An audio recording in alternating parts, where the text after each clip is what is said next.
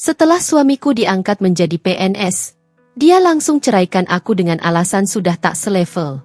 Dia membuangku yang selama 10 tahun menemaninya saat di bawah, dan kini aku dibuang karena dia sukses. Akan kubuat dia menyesalinya. Assalamualaikum warahmatullahi wabarakatuh. Halo Bunda sahabat Ainun, semoga Bunda semuanya dalam keadaan sehat dan selalu bahagia ya. Sebelum saya lanjut, yuk Bunda absen dari kota mana saja? Dan buat yang sudah like, komen, dan subscribe semoga rezekinya dilancarkan ya. Yuk, langsung kita mulai kisahnya. Pengumuman itu tertempel di papan kecamatan, dilapisi plastik bening yang sudah menguning dimakan matahari. Angin siang menggerakkan sudutnya, membuat bunyi berderak pelan. Seolah papan itu ikut berbisik tentang nasib banyak orang yang digantungkan di sana. Aku melangkah perlahan, menyibakkan kerumunan kecil yang berdiri rapat. Wajah-wajah tegang, mata-mata yang mencari nama sendiri, atau nama orang yang mereka cintai. Dan di sanalah namanya, tercetak jelas, tanpa salah huruf, tanpa ragu, lulus, diangkat, resmi menjadi PNS. Dadaku bergetar, bukan karena kebanggaan semata, tapi karena ingatan yang tiba-tiba menyerbu tanpa izin. Aku berdiri paling belakang, sengaja. Aku tak ingin ikut bersorak. Aku hanya ingin memandangi namanya lama-lama, seolah memastikan semua pengorbanan itu akhirnya punya arti. Air mataku menggenang, tapi tak jatuh. Aku menahannya dengan napas panjang. Ini hari bahagia, kataku pada diri sendiri. Hari ketika doa-doa yang kuucapkan di sela air mata akhirnya dijawab. Aku ingat betul malam-malam panjang itu. Lampu rumah redup karena kami menghemat listrik. Ia duduk membungkuk di meja kecil. Buku-buku terbuka, catatan berserakan. Matanya merah, bukan karena marah, tapi karena lelah yang tak pernah benar-benar selesai. Setiap kali ia menghela napas panjang dan berkata, "Aku capek, mungkin aku memang gak pantas. Aku yang menyeduhkan kopi pahit, aku yang memijat pundaknya, aku yang memaksa tersenyum. Ayo lanjut. Sedikit lagi," kataku. Padahal aku sendiri gemetar. Ada malam-malam ketika uang pendaftaran terasa seperti tembok tinggi yang mustahil kami panjat. Saat itu aku membuka laci, menatap gelang kawin yang sudah kusimpan bertahun-tahun. Emasnya tak lagi mengilap, tapi kenangannya masih utuh. Tanganku bergetar saat menyerahkannya ke pegadaian. Aku bilang pada petugas, "Ini cuma barang." Padahal di hatiku, itu janji yang kutunda untuk masa depan yang lebih besar. Aku meminjam pada tetangga, menahan malu, mengangguk ketika ditanya, "Suamimu kerja apa sekarang?" Aku menjawab dengan nada biasa, seolah tak ada kekhawatiran yang menghimpit dadaku setiap malam. Aku berkata, "Tak apa, aku kuat." Dan aku memang harus kuat, karena jika aku runtuh, kami tak punya apa-apa lagi untuk disandarkan. Hari itu, di depan papan pengumuman itu, semua rasa lelah seolah menemukan tempat untuk pulang. Aku tersenyum. Senyum yang lama tak kupakai sepenuh itu. Aku membayangkan ia akan memelukku, berkata terima kasih, mengatakan bahwa aku bagian dari keberhasilannya. Aku membayangkan masa depan yang lebih tenang, rumah kecil yang diperbaiki, dapur yang lebih hangat, dan hidup yang tak lagi selalu menghitung hari dari utang ke utang. Aku pulang dengan langkah ringan. Hatiku penuh, meski tanganku kosong. Aku bahkan sempat membeli gorengan di jalan, berniat menyambutnya dengan cerita panjang tentang bagaimana namanya terlihat paling rapi di antara yang lain. Aku tak tahu, hari itu bukan hanya hari ketika namanya diabadikan. Itu juga hari ketika posisiku perlahan dihapus. Aku tak tahu, senyum yang kubawa pulang adalah perpisahan paling sunyi. Dan bahwa mulai hari itu, aku akan belajar satu hal yang pahit, bahwa perjuangan yang dilakukan bersama, tak selalu dirayakan bersama. Ia pulang menjelang maghrib, ketika cahaya matahari terakhir menyelinap di sela genteng dan membuat debu-debu di ruang tamu tampak berkilau. Langkahnya terdengar berbeda, lebih tegap, lebih cepat. Seolah lantai rumah kami yang sempit itu kini terlalu kecil untuk menampung dirinya yang baru. Pintu terbuka. Dan untuk pertama kalinya, aku melihatnya bukan sebagai suamiku yang lelah, melainkan sebagai seseorang yang sedang mencoba menjadi orang lain. Kemeja coklat muda itu melekat rapi di tubuhnya. Dasi terikat simetris, nyaris kaku. Sepatunya mengilap, sampai aku bisa melihat pantulan kakiku sendiri di sana. Kaki yang masih berbalut sandal rumah, dengan ujung rok yang mulai pudar warnanya. Ada bau baru yang ikut masuk bersama langkahnya. Bukan bau rumah, bukan bau kopi atau keringat. Bau wangi yang asing, dingin, dan terasa menjaga jarak. Aku bangkit dari dudukku. Kebiasaan lama yang tak pernah kupikirkan lagi. Tanganku bergerak sendiri, menuangkan teh hangat ke gelas favoritnya, yang pinggirannya sudah sedikit retak. Aku menyodorkannya sambil tersenyum. Senyum yang sama yang selalu kupakai saat ia pulang dengan bahu jatuh dan mata lelah. "Capek?" tanyaku pelan. Ia tidak menatapku. Matanya sibuk bercermin di lemari kecil dekat pintu. Ia merapikan dasinya, membenarkan kerah, menghela napas pendek, bukan seperti orang lega, tapi seperti orang yang sedang menilai dirinya sendiri. "Mulai besok," katanya tanpa menoleh, "aku harus jaga citra." Kalimat itu jatuh begitu saja, ringan dari mulutnya, tapi berat di telingaku. Aku tertawa kecil, refleks. Mengira ia sedang bercanda, atau mungkin hanya gugup di hari-hari awal mengenakan seragam yang dulu hanya jadi mimpi. "Citra apaan? Di rumah juga?" candaku. Ia akhirnya menoleh, tapi bukan padaku, melainkan pada pantulan kami di cermin. Aku melihat kami berdiri berdampingan, namun terasa berjauhan. Ia dengan pakaian rapi dan wangi asing. Aku dengan kaos rumahan dan rambut yang kuikat seadanya. "Ya, sekarang beda," ucapnya singkat. Tidak keras, tidak marah. Justru itu yang membuatnya lebih dingin. Aku mengangguk, mencoba memahami. Aku selalu pandai menyesuaikan diri. Saat ia belum punya apa-apa, aku menyesuaikan hidup agar cukup. Saat ia belajar, aku menyesuaikan waktu agar sunyi. Maka kali ini pun aku berpikir, mungkin aku hanya perlu sedikit menyesuaikan diri lagi. Namun sejak hari itu, ada sesuatu yang berubah.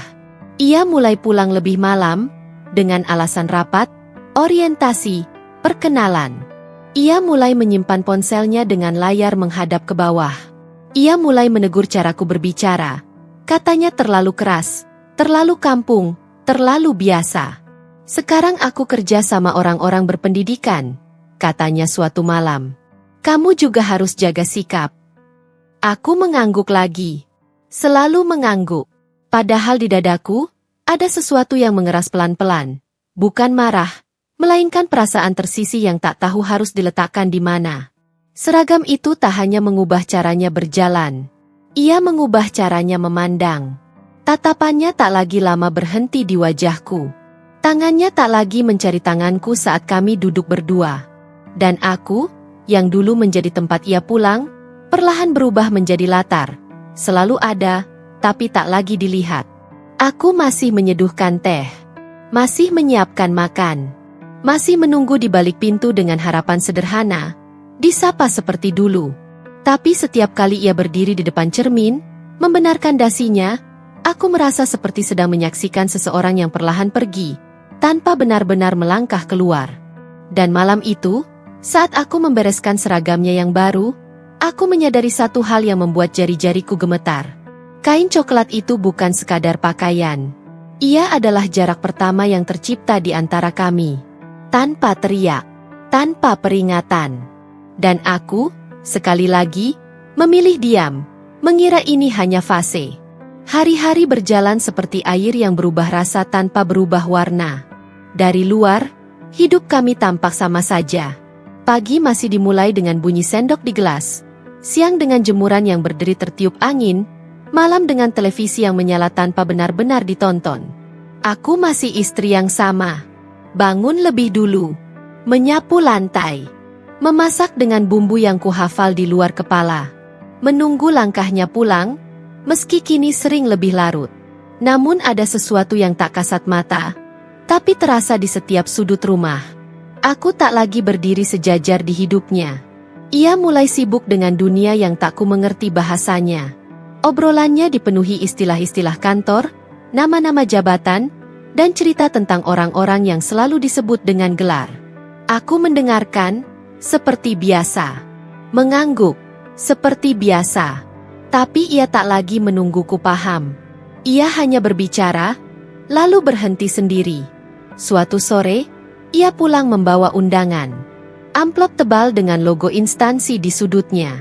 Aku sempat tersenyum, membayangkan duduk di ruangan ber-AC, mendengarkannya diperkenalkan sebagai suami, seperti dulu aku memperkenalkannya sebagai mimpiku. Ada acara kantor, kataku ringan. Aku bisa ikut, kan? Ia terdiam. Terlalu lama untuk jawaban yang seharusnya sederhana. Lalu ia menghela napas, seolah sedang memilih kata yang paling aman untuk melukaiku. Kamu jangan ikut ke acara kantor.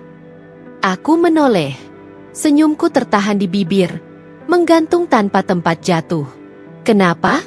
Tanyaku, masih berusaha terdengar biasa. Kamu nggak cocok duduk sama mereka, katanya. Cepat. Efisien. Seperti menyampaikan jadwal rapat. Aku menunggu alasan. Penjelasan. Candaan yang membatalkan semuanya. Tapi ia melanjutkan, suaranya lebih rendah, lebih pelan, seolah pelan berarti lebih sopan. Penampilanmu.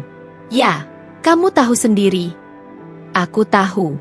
Aku tahu bajuku sederhana. Aku tahu rambutku jarang ke salon. Aku tahu tanganku kasar karena deterjen. Dan sepatuku bukan sepatu yang pantas dipamerkan. Aku tahu semua itu, jauh sebelum ia mengatakannya.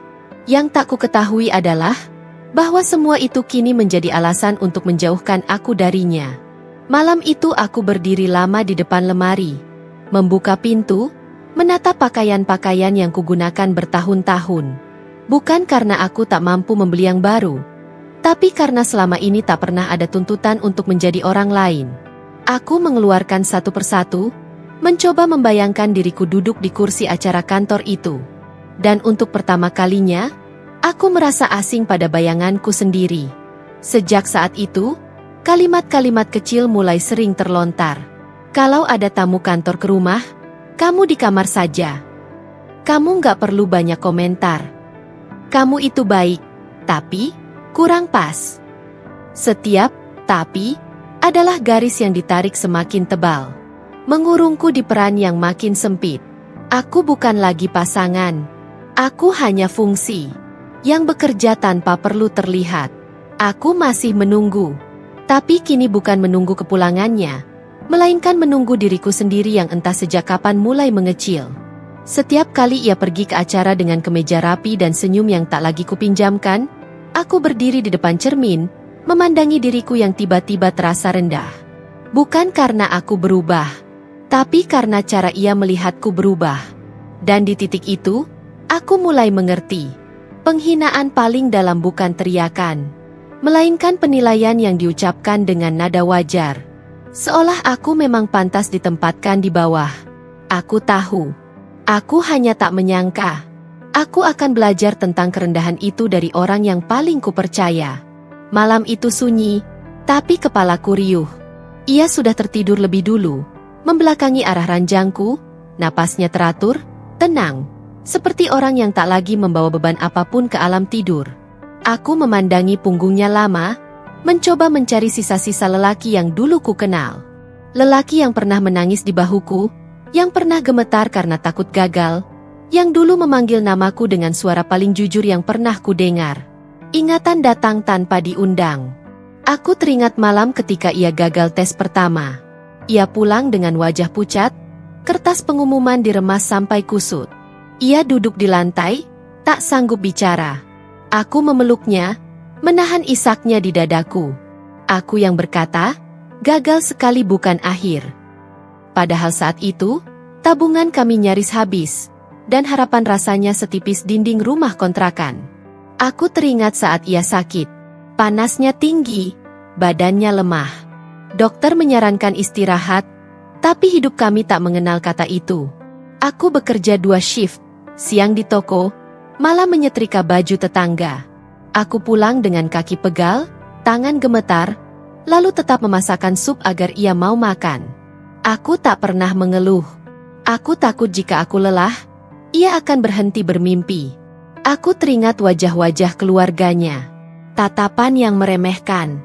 Kalimat yang dilontarkan setengah bercanda, setengah menghina. Laki-laki kok belum jadi apa-apa? Bini kayak gini ya wajar hidup susah. Aku mendengar semuanya. Aku menelannya bulat-bulat. Aku bertahan, bukan karena aku tak punya harga diri, melainkan karena aku percaya, suatu hari nanti ia akan berdiri tegak dan tahu siapa yang berdiri bersamanya dari nol. 10 tahun. 10 tahun aku tak pernah pergi, tak pernah mengancam, tak pernah menuntut balasan. Aku tak pernah meminta namaku ditulis di keberhasilannya. Aku hanya ingin tetap berdiri di sisinya, sebagai istri, bukan sebagai bayangan. Namun malam itu, di ranjang yang sama, aku menyadari sesuatu yang pahit. Waktu ternyata tak selalu membuat seseorang ingat. Kadang justru membuatnya lupa, karena ia tak lagi membutuhkan pengingat. Satu seragam. Satu status. Cukup untuk mengubah cara ia menyebut masa lalu. Pengorbananku tak hilang, tapi nilainya menyusut di matanya. Seolah semua itu adalah kewajiban, bukan cinta. Seolah aku memang seharusnya ada di sana, tanpa perlu dihargai. Aku bangkit perlahan, menutupi bahunya dengan selimut. Tanganku sempat ragu di sana. Lama, seperti mencari izin yang dulu tak pernah kupikirkan. Lalu aku melangkah ke ruang tamu, duduk di kursi kayu yang mulai reot, dan membiarkan air mataku jatuh tanpa suara. Bukan karena aku ingin ia menyesal, tapi karena aku akhirnya paham. Aku tak dilupakan karena aku tak berarti. Aku dilupakan karena aku tak lagi menguntungkan. 10 tahun aku bertahan. Dan malam itu, untuk pertama kalinya, aku bertanya pada diriku sendiri. Jika semua ini tak pernah diingat, berapa lama lagi aku harus tetap tinggal? Pagi itu rumah terasa terlalu rapi. Seolah sesuatu telah diputuskan bahkan sebelum aku bangun. Tak ada suara radio. Tak ada bunyi piring beradu. Ia duduk di kursi ruang tamu dengan punggung tegak, seragamnya tergantung rapi di balik pintu. Belum dipakai, tapi sudah menunggu. Di meja, ada map coklat dan selembar kertas kosong. Aku tak tahu untuk apa, dan entah kenapa dadaku langsung sesak. Kita perlu bicara, katanya. Nada suaranya datar.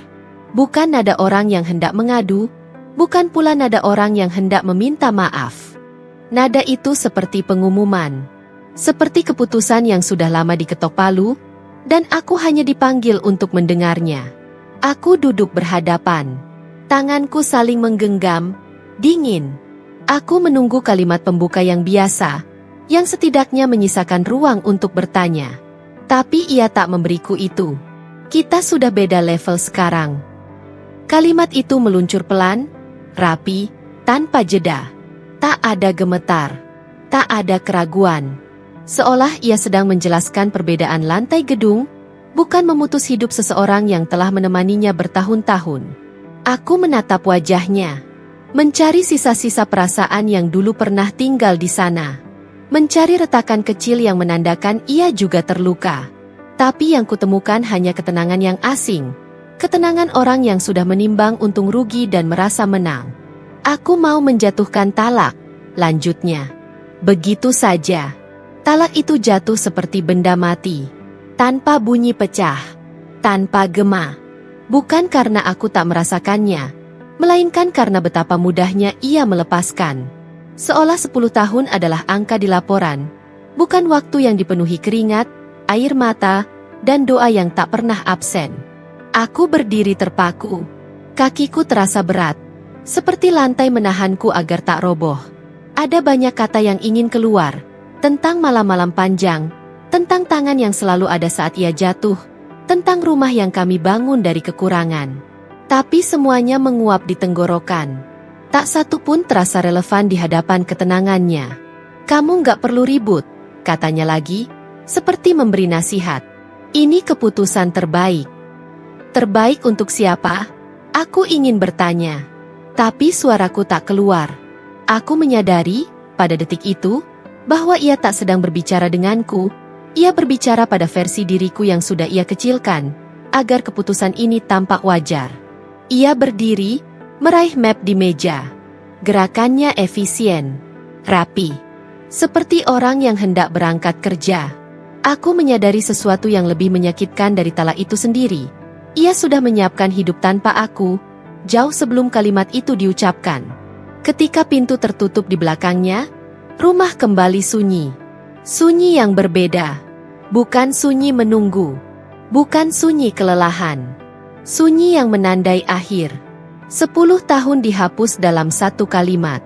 Aku menurunkan pandanganku ke lantai, mengatur napas yang tersendat. Tak ada teriakan. Tak ada drama. Hanya keheningan yang perlahan menyadarkan, aku baru saja dilepas. Bukan karena aku tak setia, bukan karena aku gagal, melainkan karena aku tak lagi cocok dengan citra yang ia bangun. Dan di tengah sunyi itu, untuk pertama kalinya sejak lama, aku berdiri sendiri. Tanpa seragam, tanpa status, tanpa janji. Hanya dengan satu kenyataan yang menancap pelan tapi dalam. Yang paling mudah dilepaskan, seringkali adalah yang paling lama bertahan. Kalimat itu diucapkan sore hari, saat matahari belum benar-benar turun, tapi hangatnya sudah tak lagi ramah. Kamu bisa pergi malam ini. Nada suaranya tetap sama, tenang, terkendali, seolah ia sedang mengatur jadwal, bukan mengusir seseorang dari hidupnya.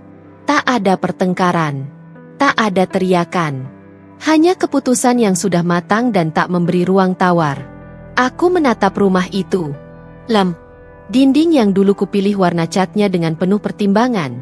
Agar terang, agar terlihat luas, agar terasa seperti rumah sungguhan. Perabot yang kubayar cicilannya sedikit demi sedikit, dari uang yang kusembunyikan rapat-rapat agar tak mengganggu mimpinya. Kursi yang kubersihkan setiap pagi. Meja yang pernah menjadi saksi doa-doa pelan di waktu subuh. Semua itu nyata. Tapi namanya yang tertera di sertifikat. Namaku hanya tertulis di kenangan. Aku berjalan ke kamar. Membuka lemari. Tanganku bergerak pelan, seperti sedang pamit satu persatu. Aku tak mengambil banyak. Bukan karena tak butuh, melainkan karena aku tak ingin membawa apapun yang bisa dipermasalahkan. 1 tas. Pakaian seperlunya. Dokumen pribadi. Foto-foto kecil yang kuselipkan cepat. Sebelum kenangan itu berubah jadi beban. Ia berdiri di ambang pintu, memperhatikanku tanpa ekspresi. Tak membantu, tak menghalangi. Aku sadar, di matanya aku sudah bukan istri, hanya seseorang yang harus segera pergi agar hidup barunya rapi. Ambil secukupnya saja, katanya. Aku mengangguk, tak membantah, tak meminta waktu, tak menjelaskan apapun. Penjelasan hanya perlu jika masih ada yang ingin dipertahankan. Ketika aku melangkah keluar, malam sudah turun. Udara dingin menyentuh kulitku, tapi kepalaku justru terasa panas. Aku menoleh sekali lagi ke rumah itu, bukan untuk berharap, melainkan untuk memastikan aku benar-benar mengingatnya. Setiap sudut, setiap detail. Agar kelak, saat aku menagih keadilan, aku tahu apa yang sedang kuperjuangkan. Aku keluar dengan 1 tas. Tanpa teriak, tanpa drama. Aku memilih pergi dengan harga diri. Langkah kakiku terdengar jelas di halaman. Setiap langkah menjauhkan aku dari tempat yang selama ini kusebut rumah, tapi juga mendekatkanku pada sesuatu yang selama ini kutunda, diriku sendiri. Aku tak menangis. Air mataku tertahan, bukan karena aku kuat, melainkan karena aku tahu, menangis di sana hanya akan memberinya kepuasan yang tak pantas ia terima. Malam menelanku perlahan. Lampu rumah itu menyala terang di belakangku, seolah merayakan kepergianku. Tapi aku tak menoleh lagi, karena aku tahu satu hal yang belum ia ketahui. Aku pergi bukan sebagai orang kalah. Aku pergi membawa rahasia yang suatu hari akan berbicara lebih keras daripada semua ketenangannya. Malam itu dingin. Tapi bukan udara yang membuat tubuhku menggigil. Dinginnya datang dari perasaan yang belum sempat diberi nama. Lampu jalan menyala satu-satu, kuning pucat, memantul di aspal yang masih basah oleh hujan sore. Kota tetap berjalan seperti biasa. Kendaraan melintas, orang-orang berlalu, seolah tak ada apa-apa yang baru saja berakhir. Aku duduk di halte. Tas kecil kupeluk di dada, Bukan untuk melindungi barang di dalamnya, tapi untuk memberi alasan agar tanganku tetap sibuk. Aku bukan lagi istri PNS. Gelar itu tak pernah benar-benar kumiliki. Aku hanya perempuan yang dikhianati setelah berjuang, lalu dilepas dengan rapi agar tak mengganggu citra siapapun. Aku menatap jalan. Lampu merah menyala. Lampu hijau berganti. Semuanya teratur. Hanya hidupku yang baru saja tercerai tanpa aba-aba. Beberapa orang lewat memandang sekilas, tak lebih dari itu. Di mata mereka, aku hanya perempuan dengan satu tas di malam hari. Tak ada yang tahu aku baru saja kehilangan rumah. Tak ada yang tahu 10 tahun hidupku ditinggalkan di balik pintu yang kini terkunci. Aku tidak menangis keras. Aku tahu caranya, aku hafal. Tapi aku memilih tidak melakukannya di sana. Menangis keras hanya akan membuatku merasa semakin kecil. Maka aku menunduk, menutup mata, dan membiarkan napasku pelan-pelan menemukan ritmenya kembali. Dalam gelap kelopak mata, aku berbicara pada diriku sendiri. Suara itu pelan, tapi tegas. Suara yang selama ini kupakai untuk menguatkan orang lain. Jika aku bisa menguatkanmu 10 tahun, aku juga bisa menyelamatkan diriku sendiri. Kalimat itu tak langsung membuatku tenang. Tapi ia berdiri di sana, seperti tiang pertama yang ditancapkan di tanah kosong. Penyangga awal dari hidup yang harus kubangun ulang. Aku memikirkan semua yang telah kulewati, bukan untuk menyesali, tapi untuk mengingat. Aku ingat bagaimana aku selalu menemukan cara ketika jalan buntu. Bagaimana aku bekerja diam-diam, menabung tanpa suara, menyimpan bukti, menyusun langkah. Aku ingat bahwa aku bukan perempuan yang mudah runtuh. Aku hanya terlalu lama menunda diriku sendiri. Bus melintas tanpa berhenti. Anginnya mengibaskan ujung bajuku. Aku merapatkan jaket tipis yang kupakai, lalu tersenyum kecil. Senyum yang bukan untuk siapapun, kecuali untuk diriku sendiri. Malam itu, di halte yang sepi, aku membuat satu keputusan sederhana. Aku tidak akan kembali meminta. Aku tidak akan memohon pengakuan. Aku akan berjalan ke depan, pelan-pelan, dengan kepala tegak. Karena perempuan yang bisa bertahan 10 tahun dalam kekurangan, tak akan hancur hanya karena dikhianati oleh kesuksesan orang lain. Lampu jalan terus menyala. Dan di bawah cahaya yang dingin itu, aku duduk sebagai diriku yang utuh, bukan lagi bayangan dari siapapun. Pagi-pagi berikutnya datang tanpa permisi. Tak ada rumah yang harus kubersihkan. Tak ada sarapan yang harus kusiapkan untuk siapapun. Aku terbangun di kamar sempit milik seorang kenalan lama, bau tembok lembab, kipas angin yang berdecit pelan. Tapi untuk pertama kalinya setelah waktu yang panjang, aku membuka mata tanpa menunggu langkah orang lain. Aku kembali bekerja. Bukan dengan keluhan, bukan dengan cerita. Aku datang lebih awal, pulang paling akhir. Tanganku kembali terbiasa memegang tanggung jawab. Pikiranku kembali tajam. Aku menerima apapun yang bisa kukerjakan. Pekerjaan tambahan, lembur, proyek kecil yang dulu tak pernah kupedulikan karena aku terlalu sibuk menyokong hidup orang lain. Kini semua tenagaku kembali padaku. Tak ada lagi uang yang kutabung untuknya. Tak ada lagi amplop-amplop kecil yang kusimpan diam-diam demi masa depannya. Setiap rupiah yang kukumpulkan kini punya satu tujuan sederhana, membuat kakiku berdiri lebih kokoh. Tak ada lagi doa yang menyebut namanya. Aku tetap berdoa, itu tak pernah berubah. Tapi kali ini, doaku kembali jujur. Aku menyebut namaku sendiri. Aku memohon kekuatan untuk hari esokku, bukan kemudahan untuk hidup orang yang telah memilih meninggalkanku. Setiap kali namanya mencoba muncul di kepalaku, aku menarik napas dan melepaskannya perlahan. Seperti melepaskan sesuatu yang tak lagi perlu digenggam. Hari-hari tak langsung menjadi mudah. Ada malam ketika lelah menumpuk dan sepi terasa terlalu luas. Ada pagi ketika aku harus menegaskan pada diriku sendiri bahwa bangun dan melangkah sudah cukup sebagai kemenangan kecil. Tapi setiap hari, aku merasakan sesuatu yang lama hilang, kendali. Aku mulai menyusun ulang hidupku, pelan-pelan. Mengatur keuangan dengan rapi. Menyimpan bukti-bukti lama yang dulu kuanggap tak penting. Menyadari bahwa semua ketelitian yang dulu kulakukan demi orang lain, ternyata adalah keterampilanku sendiri. Orang-orang di sekitarku mulai melihat perubahan itu. Mereka bertanya, "Kamu nggak apa-apa?" Aku menjawab singkat, "Aku sedang berjalan." Aku tak perlu menjelaskan dari mana aku jatuh. Yang penting, aku tahu kemana aku pergi. Sedikit demi sedikit aku berdiri. Bukan dengan teriakan. Bukan dengan pengumuman. Hanya dengan langkah yang konsisten. Aku tak bangkit untuk membalas. Aku tak menata hidupku untuk membuat siapapun menyesal. Aku melakukannya karena hidup menungguku dengan atau tanpa pengakuan siapapun. Dan untuk pertama kalinya, aku berjalan ke arahnya tanpa beban nama yang tak lagi pantas disebut. Aku hidup. Perubahan itu tidak datang dengan gemuruh. Ia datang seperti fajar. Pelan, nyaris tak terasa, tapi pasti. Namaku mulai disebut di ruang-ruang yang dulu tak pernah kubayangkan.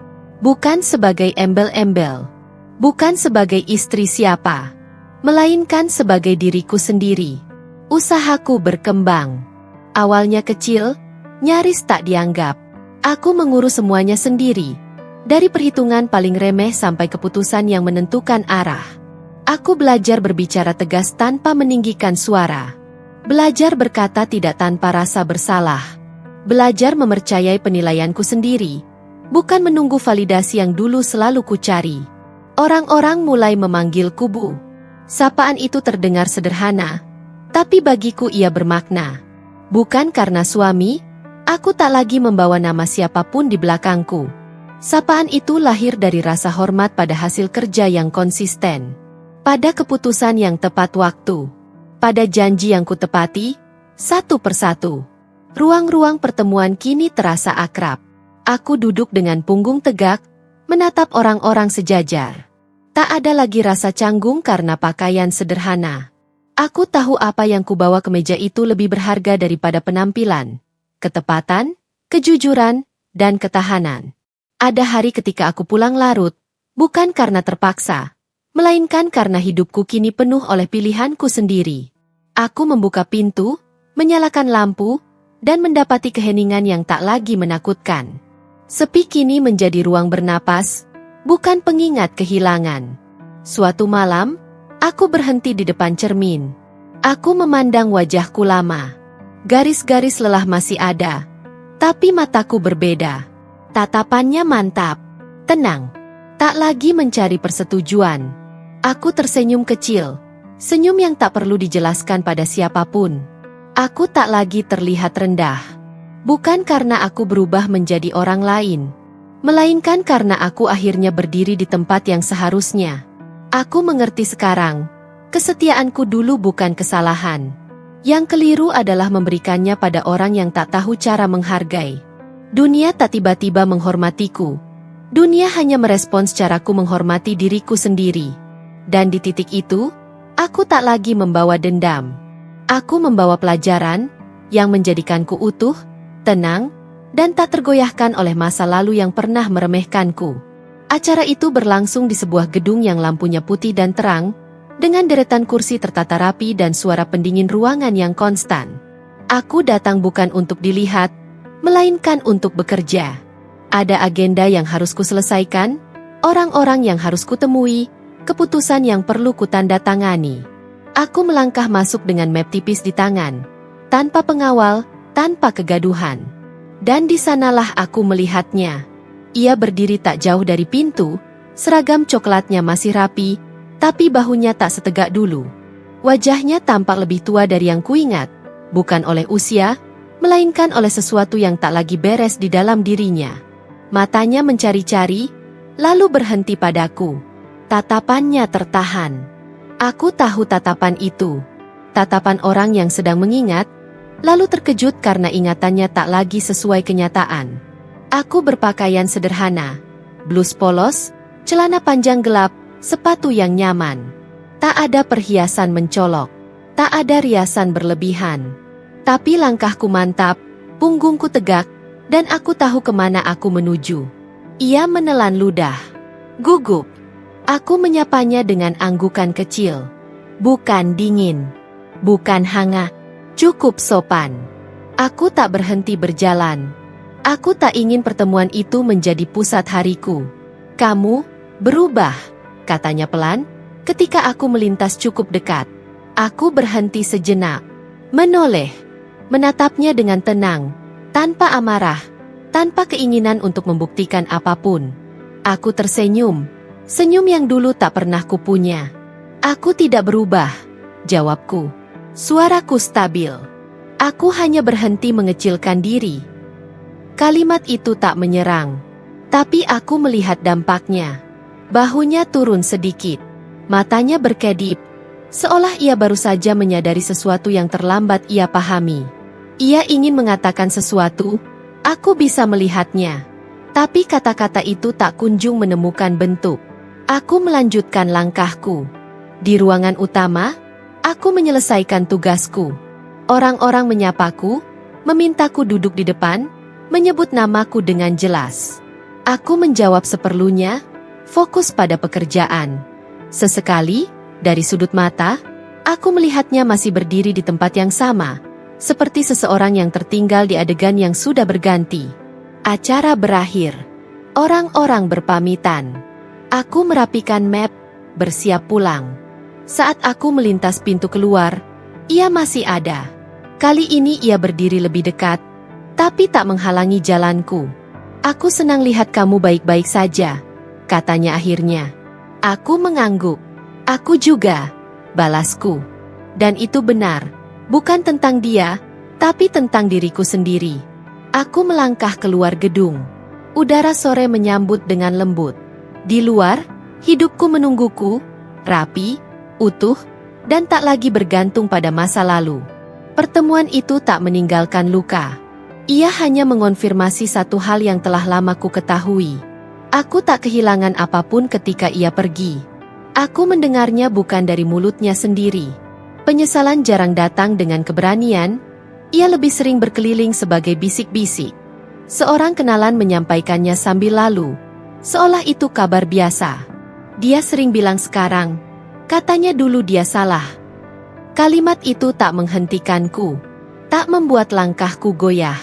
Ia hanya lewat, seperti angin yang menyentuh kulit tanpa mengubah arah. Aku membayangkan ia mengucapkannya di ruang-ruang yang berbeda, kepada rekan kerja, kepada teman lama, mungkin kepada dirinya sendiri. Kata salah terdengar ringan jika diucapkan setelah semuanya aman. Padahal kesalahan tak pernah ringan bagi orang yang menanggung akibatnya sendirian. Aku tahu, menyesal itu manusiawi. Mengakui salah itu penting. Tapi penyesalan bukan tiket pulang. Ia tak menghapus malam-malam yang kulewati sendiri. Tak membangun kembali rumah yang ditinggalkan. Tak memulihkan harga diri yang pernah diremehkan di depan cermin. Dan luka tak sembuh hanya dengan pengakuan. Ada orang yang meminta maaf agar ia bisa tidur lebih nyenyak, bukan agar orang lain sembuh. Aku tak ingin menjadi bagian dari proses itu. Aku tak ingin hidupku kembali berputar mengelilingi rasa bersalah seseorang. Aku juga tak membencinya. Kebencian memerlukan energi, dan aku memilih menggunakannya untuk hidup yang sedang kujalani. Aku memaafkan tanpa mengundang, melepas tanpa membuka pintu. Itu caraku menjaga jarak yang sehat antara masa lalu dan masa depanku. Sesekali, namanya muncul di percakapan. Aku menanggapinya dengan tenang. Tak berlebihan, tak dingin. Aku tahu posisinya kini. Ia adalah cerita lama yang telah selesai, meski belum sepenuhnya ia tutup. Aku tidak lagi menunggunya. Menunggu adalah kebiasaan lama yang telah kutinggalkan. Menunggu pulang, menunggu berubah, menunggu mengerti. Kini, aku bergerak. Setiap hari.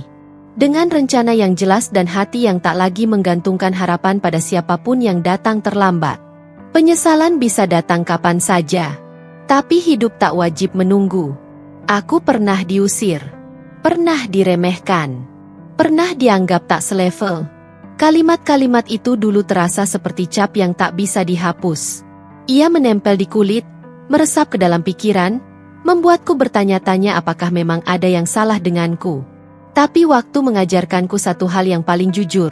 Bukan aku yang mengecil, aku yang dikecilkan. Aku menoleh ke belakang, bukan untuk kembali, melainkan untuk memastikan aku telah melangkah sejauh ini. Jalan yang kulalui tak selalu lurus. Ada hari-hari ketika aku harus berhenti, mengatur napas, dan meyakinkan diri bahwa sendirian bukan berarti kalah. Justru di kesendirian itulah aku menemukan diriku yang utuh, tanpa peran yang menuntutku mengorbankan diri terus-menerus. Perempuan yang menemani dari nol bukan perempuan rendahan. Ia adalah fondasi. Dan fondasi jarang terlihat ketika bangunan sudah berdiri, bukan karena tak penting, tapi karena ia bekerja dalam diam. Aku terlalu tulus pada orang yang lupa diri. Itu bukan dosaku. Itu hanya pelajaran yang mahal. Pelajaran tentang batas, tentang memilih, tentang menempatkan diriku setara di hidupku sendiri. Kini aku berjalan sendiri, tanpa seragam yang memberi pengakuan sementara, tanpa status yang bisa dicabut kapan saja. Aku berjalan dengan kepala tegak, membawa pengalaman yang tak bisa dibeli dan keteguhan yang tak bisa dipatahkan. Aku tahu siapa diriku. Aku tahu apa yang kubangun. Dan aku tahu apa yang tak lagi pantas ku minta dari dunia. Harga diriku utuh. Bukan karena aku menang atas siapapun, melainkan karena aku berhenti mengalah pada hal-hal yang melukaiku. Dan itu tak bisa diambil siapapun.